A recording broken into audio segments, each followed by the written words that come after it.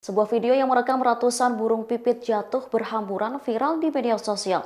Video tersebut direkam pada Kamis 9 September 2021 di Kabupaten Gianyar, Bali. Fenomena aneh tersebut lantas menggegerkan warga sekitar. Video tersebut salah satunya diunggah oleh akun Instagram @BaliBroadcast pada Kamis 9 September. Dalam video terlihat ratusan burung tersebut berjatuhan di atas sebuah kuburan.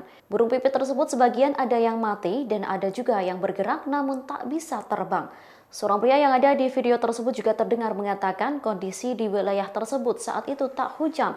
Saat dikonfirmasi, Kasubag Tata Usaha Balai Konservasi dan Sumber Daya Alam atau BKSDA Bali, Prawono Meruanto mengatakan fenomena tersebut baru pertama kali terjadi di wilayahnya. Karena belum pernah terjadi sebelumnya, fenomena itu pun dianggap sebagai hal yang aneh. Dikutip dari Kompas.com pada Kamis 9 September 2021, untuk mengetahui penyebabnya, pihak BKSDA Bali akan menerjunkan tim untuk mengidentifikasi.